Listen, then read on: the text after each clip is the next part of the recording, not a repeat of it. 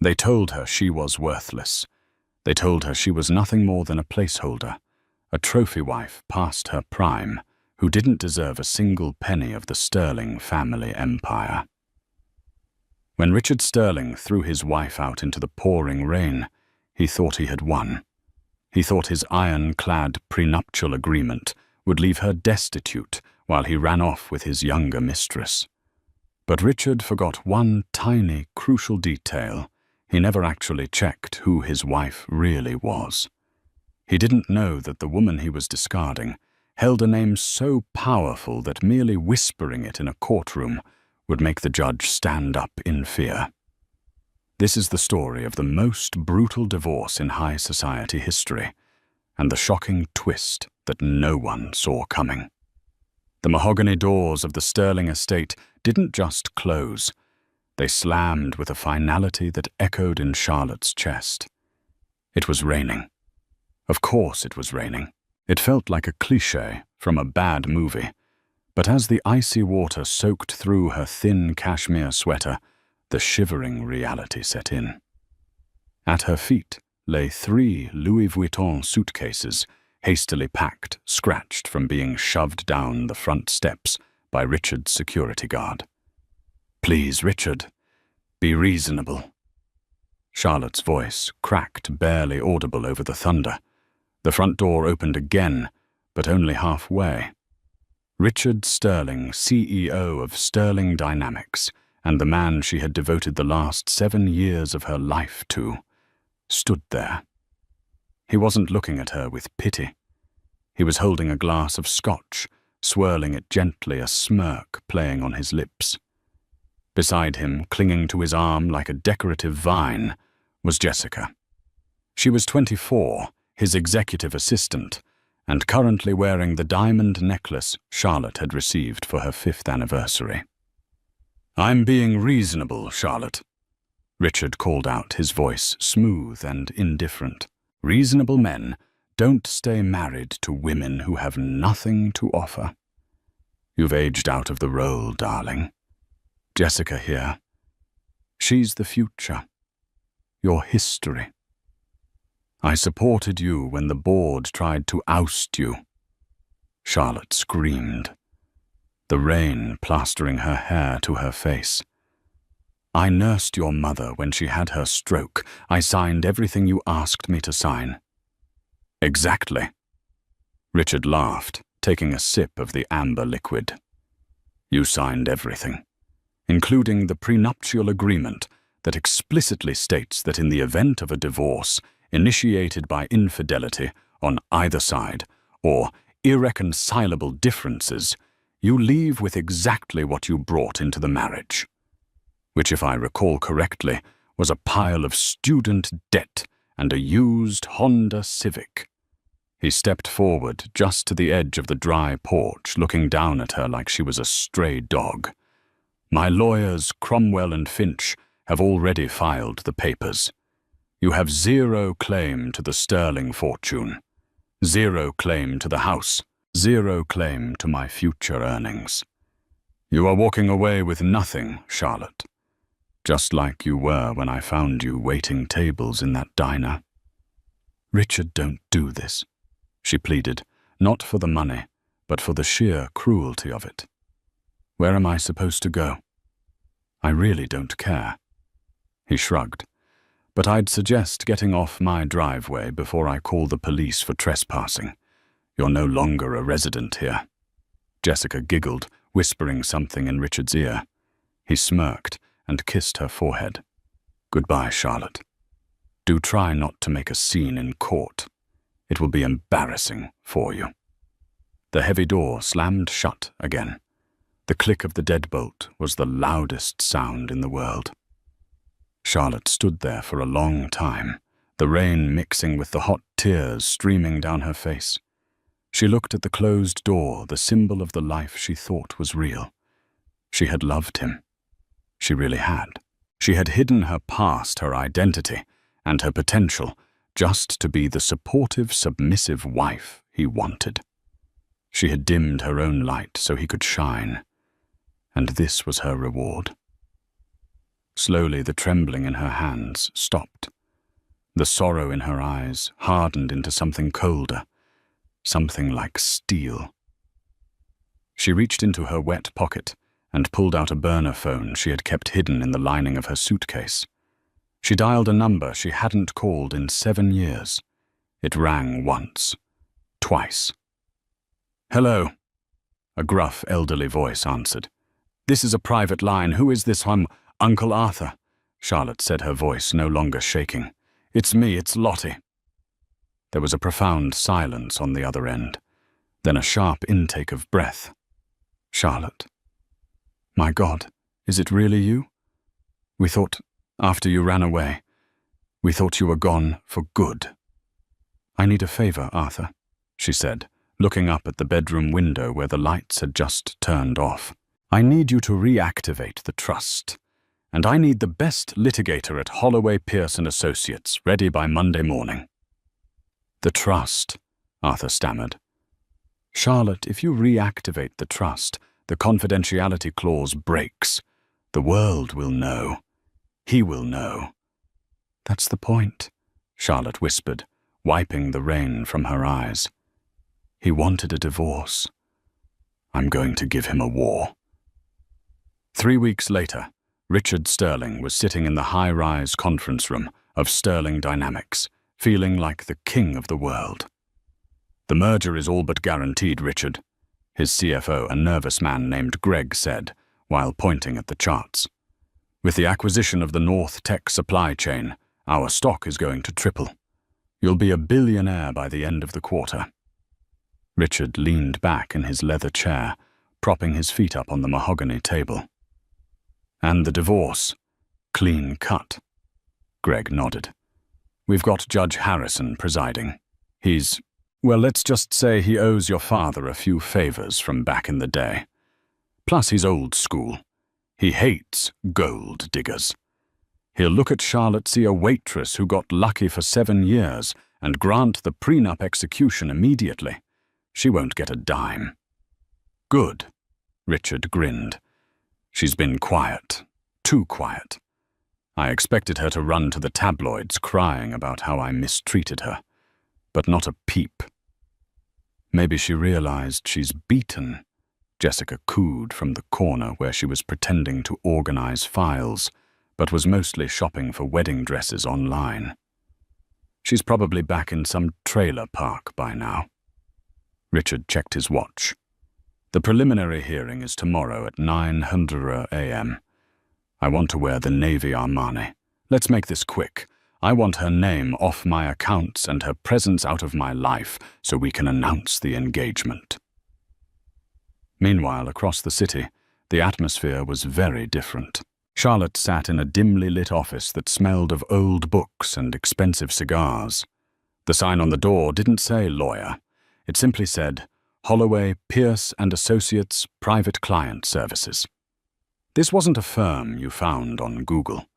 This was the firm that cleaned up messes for royalty and drafted treaties for small nations. Arthur Holloway, a man of 80 with sharp eyes and a sharper suit, slid a folder across the desk. "Everything is in order, Lottie," he said softly. "But are you sure about this? Once we walk into that courtroom, there is no going back. The media will swarm. Your privacy, the life you tried to build away from the shadow of your family. It's over." Charlotte ran her hand over the leather file. "He threw me out in the rain, Arthur. He humiliated me. He thinks I'm a helpless waitress he rescued." "He doesn't know?" Arthur asked, raising an eyebrow. "He never asked." Charlotte said, a bitter smile touching her lips. "In 7 years, he never asked about my parents, really. He just accepted the story that they were dead. He never asked about my education. He just assumed I was uneducated because I was working at a diner when we met. He saw what he wanted to see, a pretty face with no background. And he's about to find out that pretty face owns the bank that holds his mortgage." Arthur chuckled dryly. "Not just the mortgage, Arthur," Charlotte corrected him, her eyes flashing. I looked into the Sterling Dynamics financials last night. The merger he's planning, the one with North Tech. Yes, North Tech is a subsidiary of Kensington Global. Arthur's eyes widened. Your father's holding company. My holding company, she corrected him. Since Dad passed, I am the majority shareholder. I just let the board run it while I played house with Richard. But if Richard thinks he's buying North Tech to save his company, he's asking his soon-to-be ex-wife for permission to buy her own company. Arthur finished, a look of pure delight spreading across his face. Exactly. Charlotte stood up, smoothing down the skirt of the simple, inexpensive grey suit she had bought at a thrift store. She needed to look the part of the struggling victim one last time. Tomorrow, I'm not going in as Charlotte Kensington. I'm going in as Charlotte Sterling, the discarded wife. I want him to say it on the record. I want him to tell the judge I'm worth nothing. And then? Arthur asked. And then? Charlotte said, we burn him to the ground. The next morning, the courthouse was buzzing. Richard had tipped off the press, wanting to spin the narrative early. Flashbulbs popped as he stepped out of his black limousine, Jessica on his arm, looking every bit the power couple. He waved confidently, projecting the image of a man unbothered by a nuisance lawsuit. Charlotte arrived 10 minutes later in a taxi. She walked up the steps alone, clutching a battered purse. The reporters barely noticed her.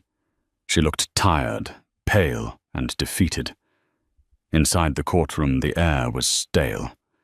Judge Harrison sat high on the bench, looking bored. He was a man known for quick rulings and a dislike for emotional outbursts. Sterling versus Sterling, the bailiff announced. Richard sat at the plaintiff's table, flanked by 3 high-priced lawyers from Cromwell and Finch. They had stacks of binders' charts and the prenuptial agreement blown up on a poster board. Charlotte sat at the defendant's table alone. The seat beside her was empty. Mrs. Sterling. Judge Harrison peered over his glasses. You are unrepresented. Charlotte stood up. Her voice small. My attorney is running a few minutes late, Your Honor. Traffic. Richard snorted loudly enough for the back row to hear. She probably couldn't afford a lawyer. Your Honor, if she needs a public defender, we can wait. I don't need a public defender, Charlotte said, her voice strengthening slightly. We are on a tight schedule, Judge Harrison snapped. If your counsel isn't here in 2 minutes, we proceed without them. Mr. Cromwell, please state your opening. Richard's lead lawyer, a shark named Marcus Cromwell. No relation to the band name, just a coincidence of the trade, stood up, buttoning his jacket. Your Honor, this is a simple case. We have a prenuptial agreement signed 7 years ago. It states clearly that in the event of separation, assets remain separate. Mr. Sterling's assets are valued at $40 million. Mrs. Sterling's assets are negligible. We ask for immediate dissolution of the marriage and enforcement of the prenup. It seems straightforward. The judge nodded, looking at Charlotte with disdain. Mrs. Sterling, do you contest the validity of the prenup? I do, Your Honor, Charlotte said. On what grounds? Richard interjected, laughing. Did you not read it? It was written in English, not quantum physics. On the grounds of fraudulent misrepresentation of assets. A deep voice boomed from the back of the courtroom. The heavy double doors swung open. The room went silent. Walking down the center aisle wasn't just a lawyer. It was Arthur Holloway. And he wasn't alone. Behind him walked 3 other attorneys, all wearing the distinctive grey ties of Holloway, Pierce and Associates. The silence in the room changed frequency. It went from bored to confused, and then for the older lawyers in the room, to terrified. Holloway, Pierce and Associates didn't do divorce court. They didn't do traffic tickets. They handled mergers for nations. They represented the Crown. Richard frowned, leaning over to his lawyer. "Who is that old guy?" Cromwell's face had gone paper white. That's Arthur Holloway, the Iron Lion of the Bar Association. He hasn't been in a courtroom in 10 years. Arthur stopped at the defense table and placed a gentle hand on Charlotte's shoulder. He looked up at the judge. "Your Honor," Arthur said, his voice filling the room without a microphone. "I apologize for the delay. I was busy filing a countersuit in the Federal District Court." "A countersuit?" Judge Harrison stammered. He knew Arthur Holloway. Everyone knew Arthur Holloway. "Mr. Holloway, this is a simple family law matter. What could possibly require federal intervention?" "It is not a simple family law matter, Your Honor." Arthur smiled a smile that didn't reach his eyes. "Because the plaintiff, Mr. Sterling, is attempting to enforce a financial agreement against my client, while simultaneously attempting to acquire a company that my client owns." Richard stood up, his face red. "That's a lie. She owns nothing. She was a waitress." Arthur turned slowly to face Richard. The look of contempt on his face was withering. "Mr. Sterling," Arthur said calmly, "you are under the impression you married Charlotte Holloway, the waitress, and you did. But you never asked why she was working there.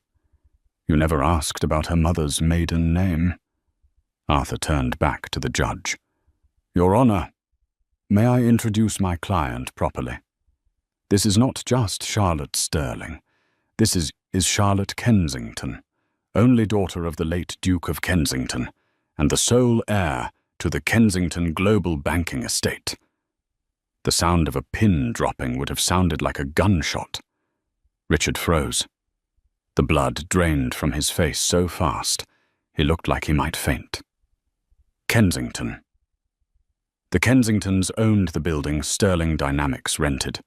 They owned the insurance company that insured his car.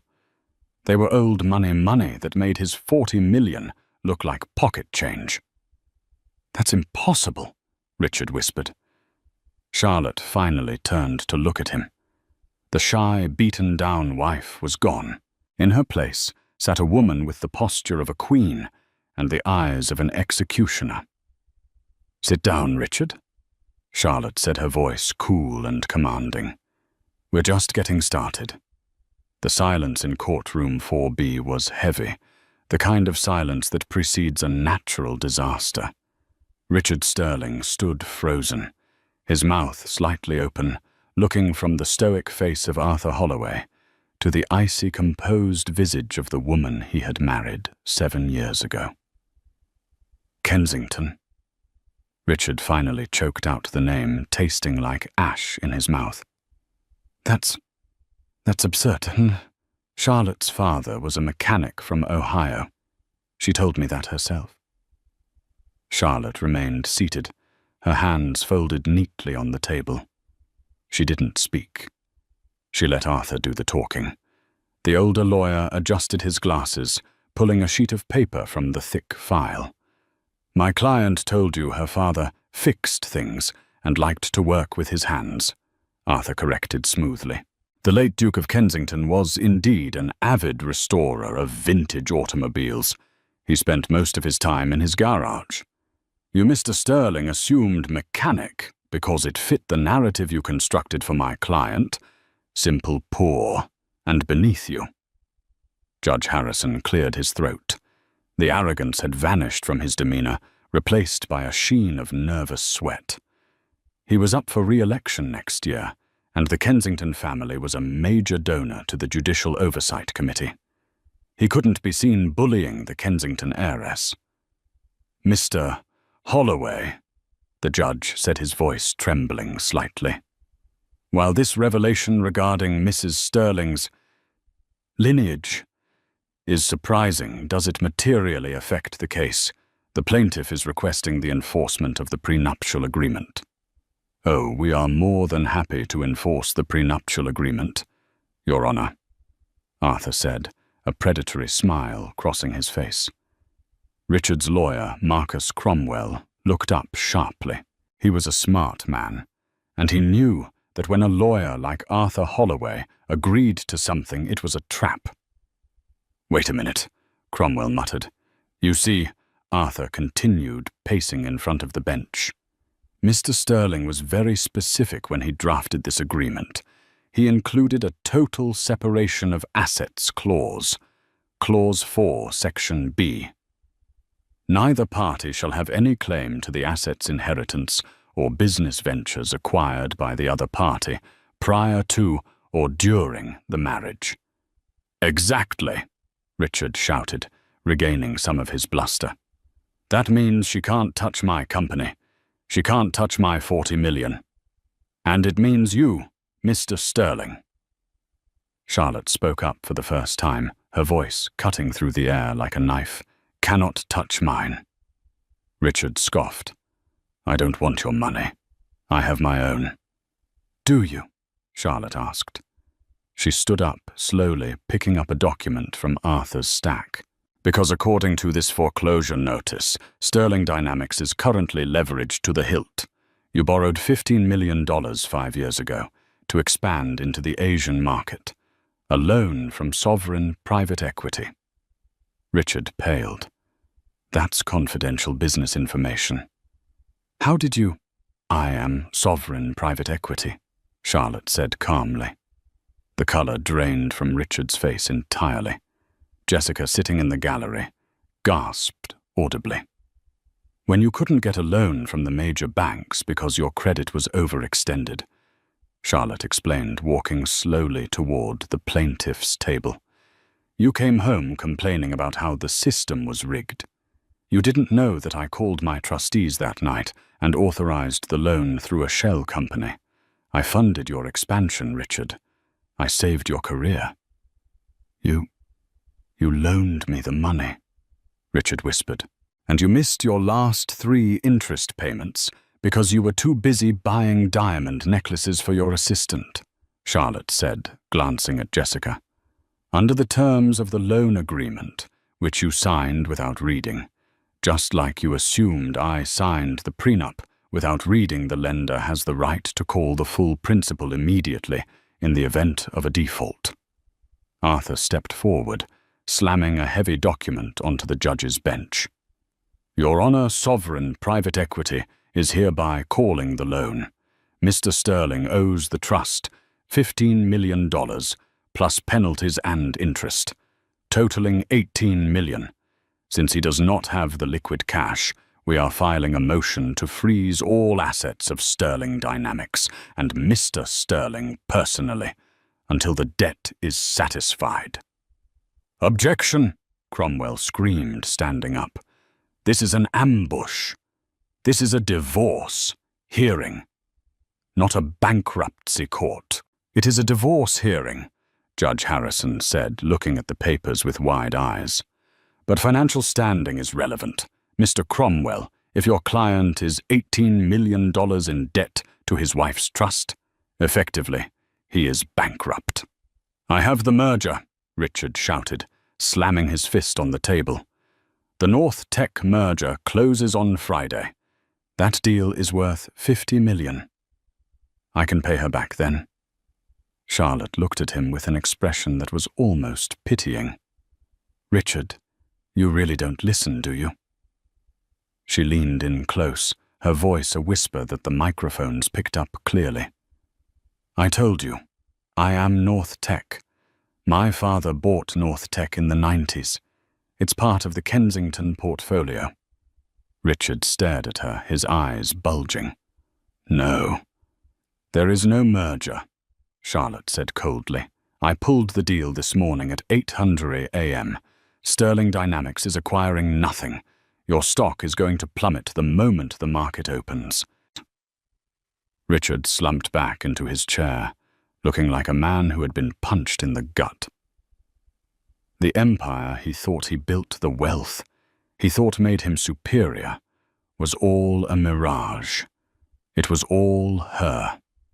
It had always been her. "Judge," Arthur said, buttoning his suit jacket, "since the plaintiff is financially insolvent and has attempted to defraud my client by hiding his debt status, we move to dismiss his petition for divorce on his terms.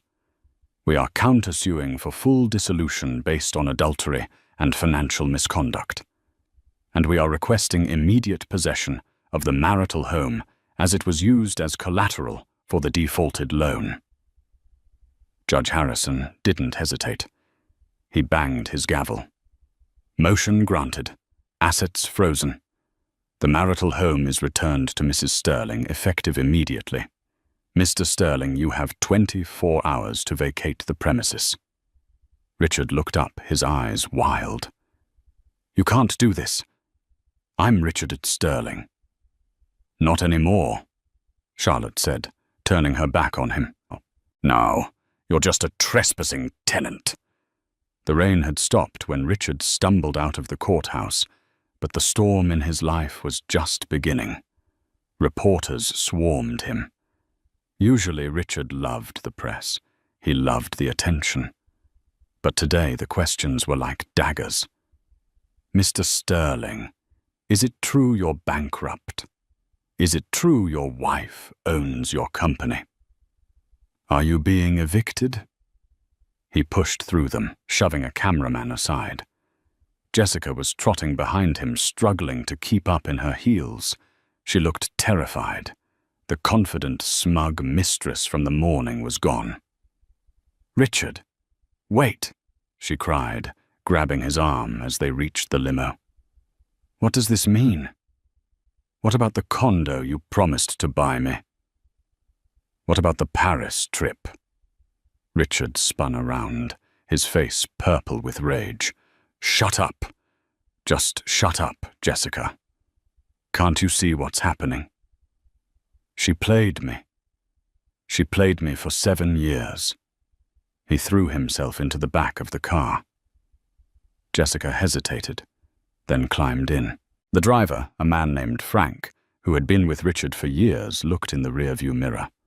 "Where to, Mr. Sterling?" "The office," Richard snarled. "Drive fast. I need to get to the board before she does." He pulled out his phone, his fingers trembling as he dialed Greg, his CFO. It went straight to voicemail. He dialed the chairman of the board, a stern man named Jonathan Hayes. Voicemail. "Damn it!" Richard threw the phone against the leather seat. "Richard," Jessica whispered, shrinking into the corner. Maybe we should just apologize if she has that much money. Maybe she'll give you a settlement just to make you go away."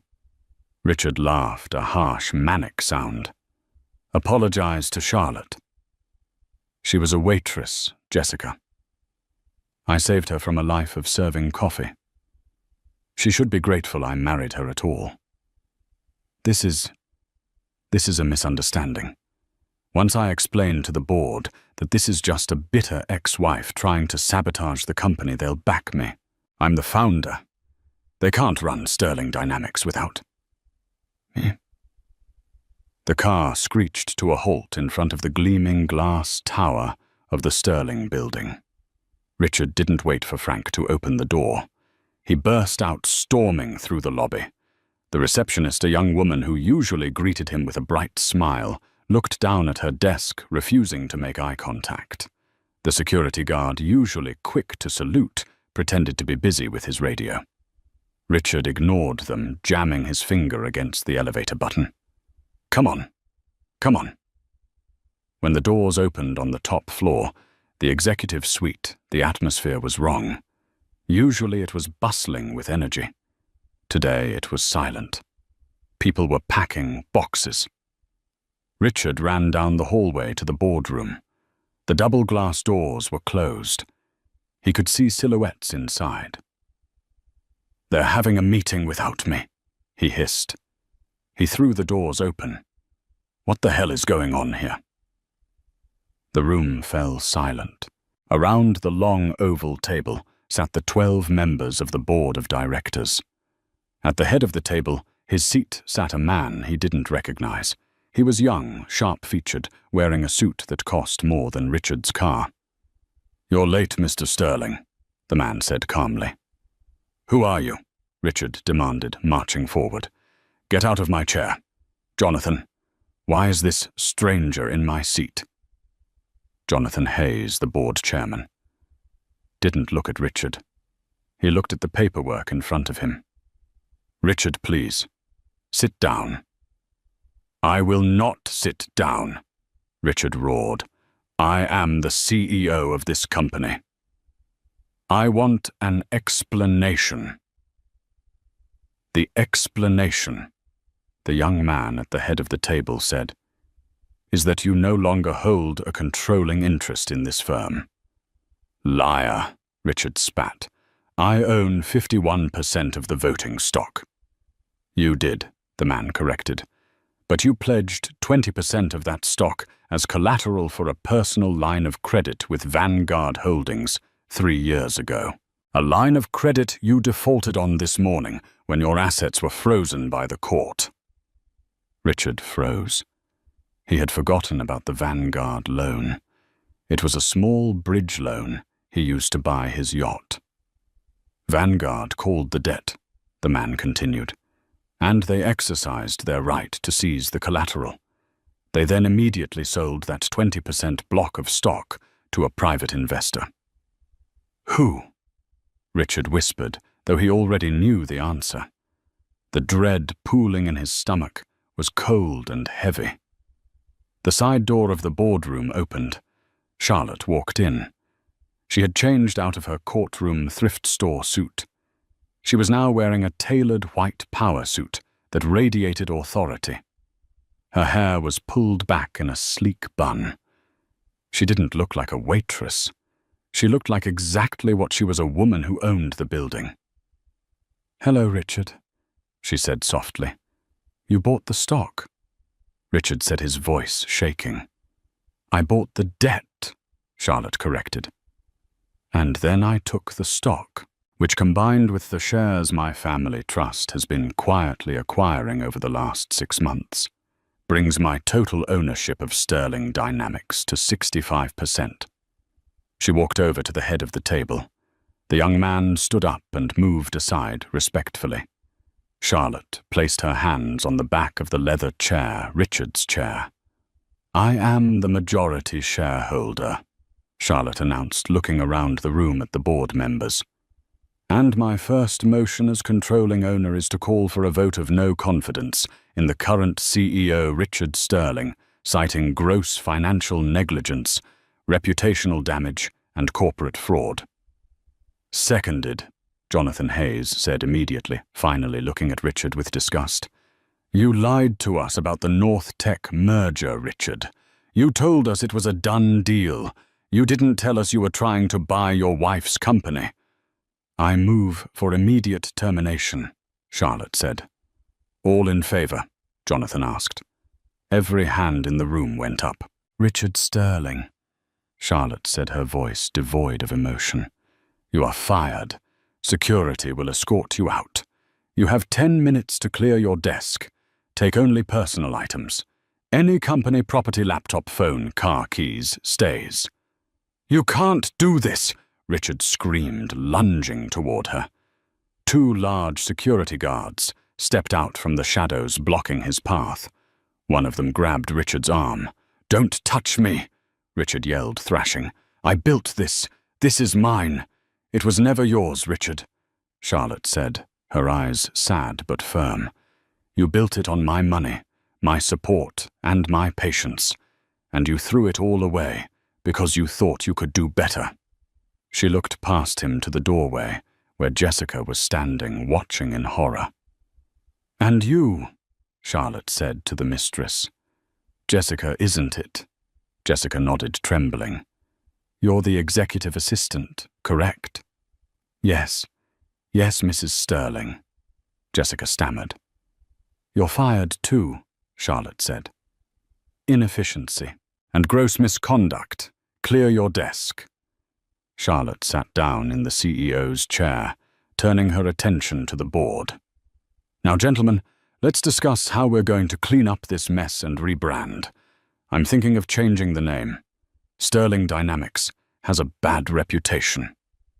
As the security guards dragged a screaming Richard out of the room, the last thing he saw was his ex-wife, the woman he had discarded like trash, taking command of the only thing he ever loved. The sidewalk outside the Sterling building was cold, hard concrete. It was a stark contrast to the plush Persian rugs Richard was used to walking on. 2 security guards, men Richard had ignored for 5 years.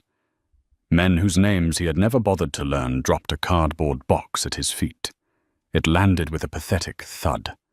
Inside were a stapler, a framed photo of himself shaking hands with a senator, and a half-empty bottle of cologne. "Mr. Sterling," the taller guard said, his voice devoid of sympathy, "you are banned from the premises. If you attempt to re-enter, we are authorized to use force and call the police." Richard straightened his tie, trying to salvage some shred of dignity. "You're making a mistake. I'll be back. I'll sue this entire company into the ground." "Good luck with that, sir," the guard said, turning his back and keying his radio. "Subject is off the property." Richard turned to the curb where his sleek black limousine was idling. Frank, his driver, was standing by the rear door. Richard sighed, relieved. At least he had the car. He could go to the country club, regroup, and call his contacts. "Frank, take us to the St. Regis," Richard commanded, reaching for the door handle. Frank stepped in front of the door, blocking him. "I can't do that, Mr. Sterling." Richard blinked. "Excuse me, Frank. I pay your salary. Open the door." "Actually, sir," Frank said, his face impassive, "the company pays my salary, and the new CEO, Ms. Kensington, just sent a memo.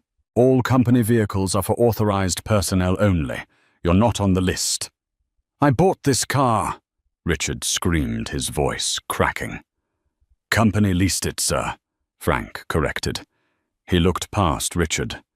"Ms. Jessica, the CEO has authorized a one-time courtesy ride for you to your apartment to collect your things, but only you."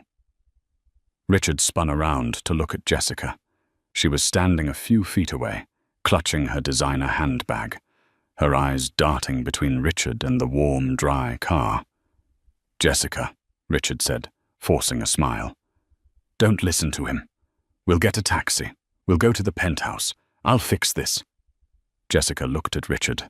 She looked at his messy hair, his red face, the cardboard box of junk at his feet.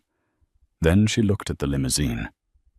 "Richard," she said, her voice high and tight, "you're $18 million in debt. You don't have a penthouse. You don't have a job." "I have potential. I have connections," Richard pleaded, stepping toward her. "Baby, we're a team. You and me against the world. Remember?" Jessica took a step back, a look of genuine disgust crossing her face. "I didn't sign up for against the world, Richard. I signed up for the yacht. I signed up for the Hamptons. If you're broke, you're just a 45-year-old man with a bad temper and a foreclosure notice." She sidestepped him and slid into the back of the limousine. "Jessica!" Richard yelled as she slammed the door. Frank got into the driver's seat. The window rolled down 1 inch. Jessica's eyes were visible. "Don't call me," she said. "I'm going to change my number." The window rolled up. The limousine pulled away, merging into traffic, leaving Richard standing alone on the curb with his box of office supplies.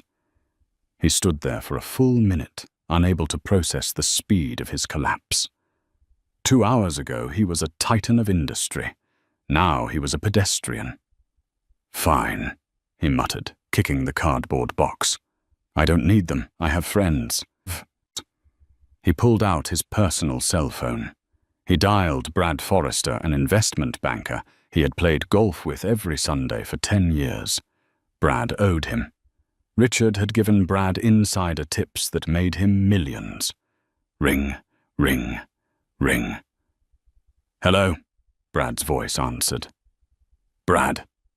"Thank God," Richard said, putting on his bravado voice. "Listen, I'm in a bit of a bind. Hostile takeover. Crazy ex-wife drama. You know how it is. I need a place to crash for a few nights and maybe a bridge loan. Just a couple $100,000 to get my legal team moving." There was a long pause on the line. "Richard," Brad said, his tone icy. "I heard. Yeah, it's a mess, but I'll bounce back. I just need—" "You're not listening, Richard." Brad cut him off. "I heard who your wife is. She's a Kensington."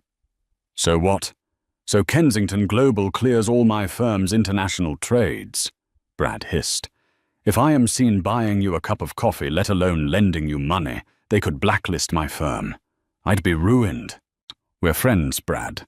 We were golf partners, Richard. There's a difference. Don't call this number again." Click. Richard stared at the phone. He tried another number, then another. The result was the same.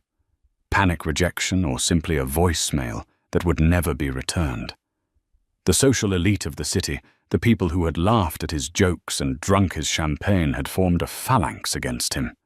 They smelled blood in the water, and they knew the shark eating him was too big to fight. He checked his banking app. Access denied. Account frozen by court order. He checked his credit cards. Status cancelled. He checked his pocket. He had a $20 bill and a pack of gum. It started to rain again.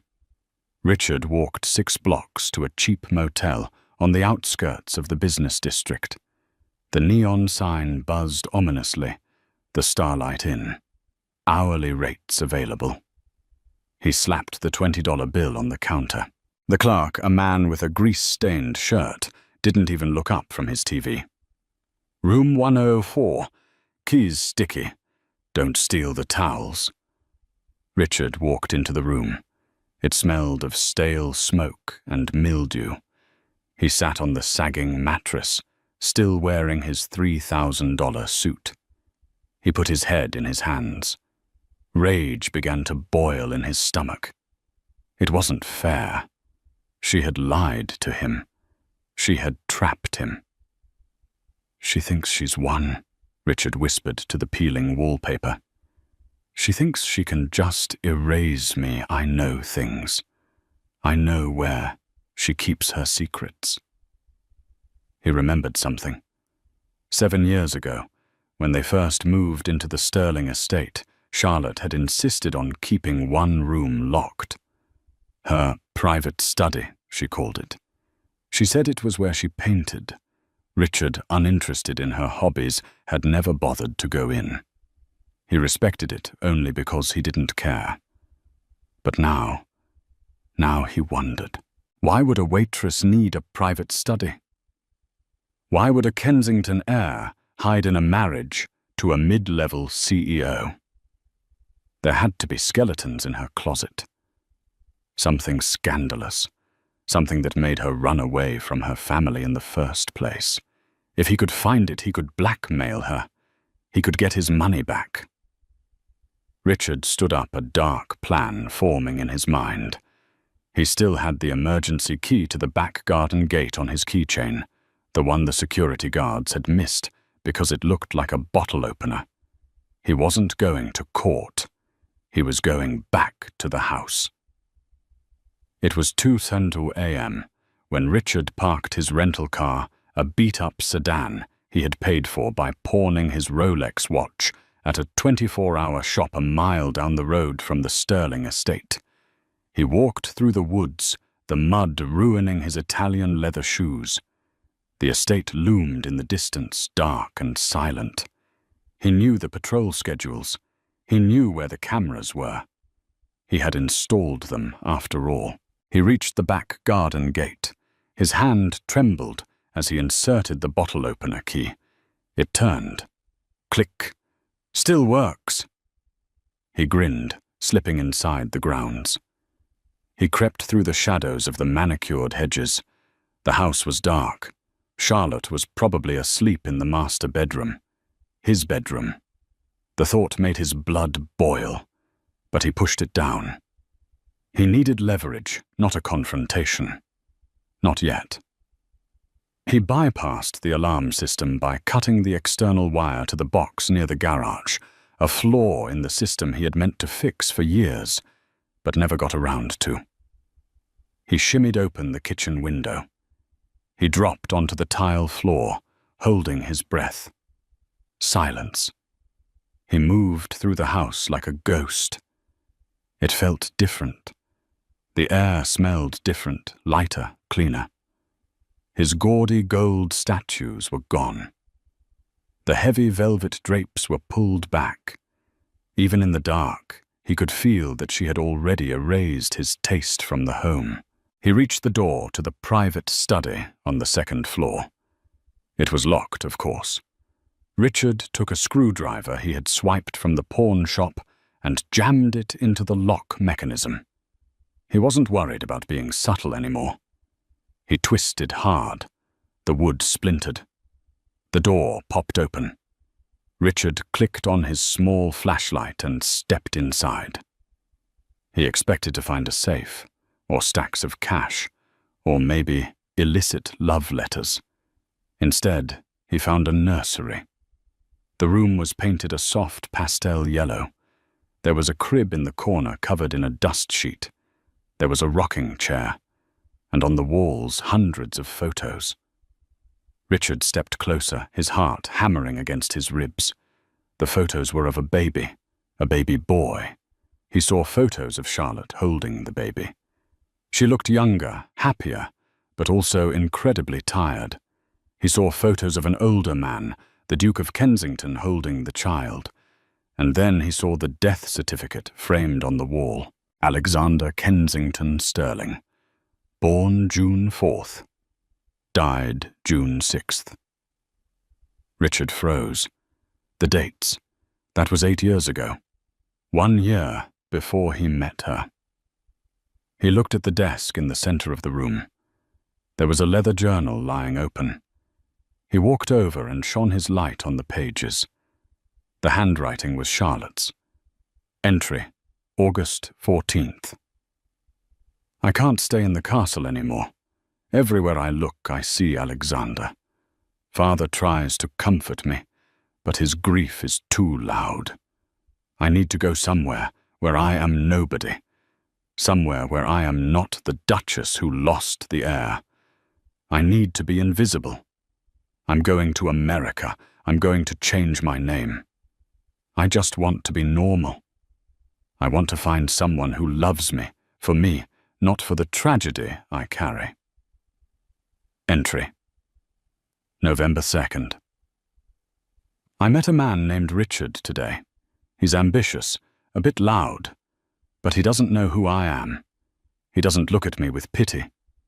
He just sees a waitress. It's refreshing. Maybe I can build a new life with him. Maybe he can help me forget the pain. Richard dropped the journal. His hands were shaking violently. She hadn't been hiding a crime. She had been hiding her grief. She had married him because he was her escape from a tragedy. She had wanted a simple life. And he had treated her like an accessory. He had mocked her for being simple when that was the very thing she was desperately trying to be to survive her loss.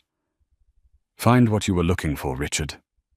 The voice came from the darkness behind him. Richard spun around, dropping the flashlight. The overhead lights flickered on, blinding him for a second. Charlotte stood in the doorway. She was wearing a silk robe, her arms crossed. She didn't look angry. She looked exhausted. Behind her stood Arthur Holloway and 2 large men who were definitely not regular security guards. They wore tactical vests. "You," Richard stammered, backing up against the crib. "You had a son." "I did," Charlotte said softly. "His heart wasn't strong enough. I ran away to mourn him. I met you, and I thought if I loved you enough, if I supported you enough, I could fill the hole in my heart." She took a step into the room, her eyes hard. "But you were a bottomless pit, Richard. You took everything I gave and demanded more. And when I couldn't give you the social status you craved, you threw me away." "I didn't know," Richard cried, pointing at the photos. "If you had told me you were a duchess, if you had told me about the baby, things would have been different." "Yes," Charlotte said, her voice dripping with disdain. "If you knew I was a duchess, you would have exploited my name to sell more stock, and if you knew about my son, you probably would have told me to get over it, because it was depressing your dinner guests." Richard opened his mouth to argue, but the words died in his throat. She was right. He knew deep down she was absolutely right. "I came here to find dirt on you," Richard admitted, his shoulders slumping. "I wanted to blackmail you." "I know," Charlotte said. "I saw you on the thermal cameras the moment you jumped the fence. I let you in, Richard."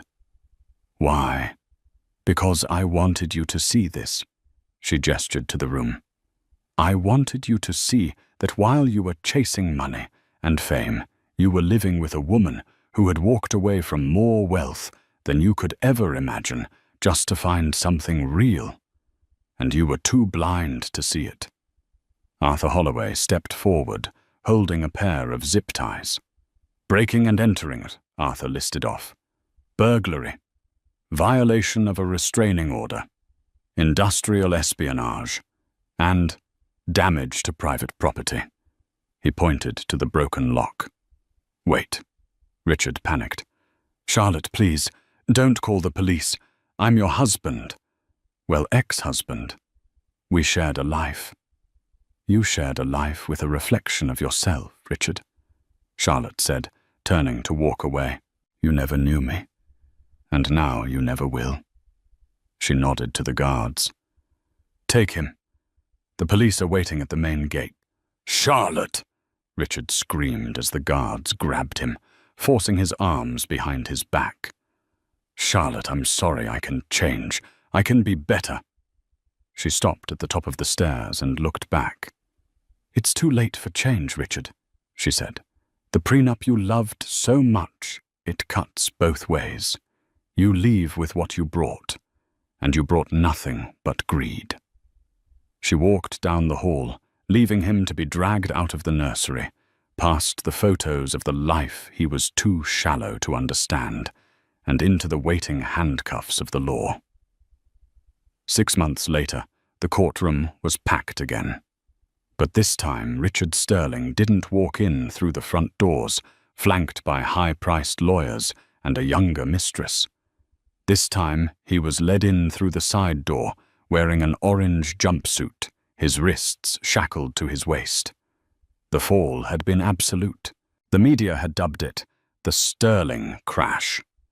Not only had he lost his company and his home, but the investigation launched by the new board of directors under Charlotte's guidance had uncovered years of embezzlement, tax fraud, and insider trading. Richard hadn't just been a bad husband. He had been a criminal using the company accounts as his personal piggy bank to fund a lifestyle he couldn't actually afford. He looked 10 years older. His hair was thinning, his face gaunt.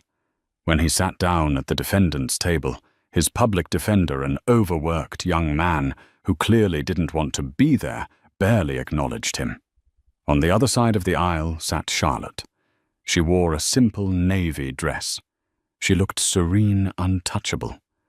Beside her, Arthur Holloway sat like a stone gargoyle guarding his queen. Judge Harrison, looking significantly more respectful than he had during the divorce hearing, shuffled his papers. "Mr. Sterling from Washoe." The judge began, his voice echoing in the silent room. "You are here for sentencing regarding the charges of grand larceny, corporate fraud, and breaking and entering. You have pleaded guilty to all counts." "I had no choice," Richard muttered, his voice raspy. "They cornered me." You cornered yourself, the judge snapped. You have destroyed a legacy, defrauded investors of millions, and attempted to intimidate a witness. The judge turned his attention to Charlotte. Excuse me, Ms. Kensington. Before I pass sentence, do you have a victim impact statement? The courtroom held its breath. This was the moment everyone had been waiting for, the moment the waitress finally spoke to the tycoon. Charlotte stood up. She didn't walk to the podium.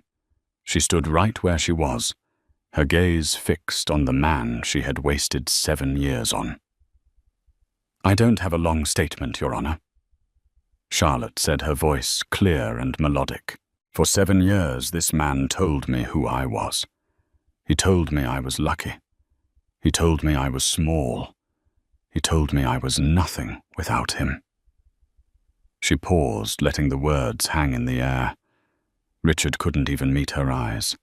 He stared at the table, a tear tracing a path through the grime on his cheek. But the truth is, Charlotte continued, he was the one who was small. He was so terrified of being ordinary that he couldn't recognize something extraordinary, even when it was sleeping in the bed next to him. He wanted a trophy, Your Honor. He didn't want a partner. And when you treat people like objects, you shouldn't be surprised when they turn out to be heavier than you can lift. She looked at the judge. I don't ask for vengeance. Vengeance is for people who are still hurt. I am not hurt anymore. I am just finished. I ask for the maximum sentence not because I hate him, but because society needs to be protected from men who think the world owes them everything. She sat down. The silence that followed was heavy. It wasn't the silence of fear. It was the silence of finality. Richard Sterling, Judge Harrison said, banging his gavel once. For the crimes committed, I sentence you to 15 years in a federal correctional facility with no possibility of parole for the first 10. Furthermore, you are ordered to pay restitution in the amount of $18 million. Since you have no assets, your future wages, should you ever earn any, will be garnished by 80% until the debt is paid. Richard slumped forward, putting his head on the table. A sob escaped his throat. 15 years. He would be 60 years old when he got out. He would be an old man with nothing. Court is adjourned, the judge announced. The bailiff moved in, grabbing Richard by the arm. Let's go, Sterling. As they dragged him up, Richard looked back one last time. Charlotte, he cried out, desperation in his eyes. Charlotte, please, just tell me one thing. Did you ever love me? Was any of it real? Charlotte stopped packing her bag. She turned slowly. She looked at the pathetic figure in orange, the man who had thrown her out into the rain, without a second thought. I loved the man I thought you were, Richard, she said softly.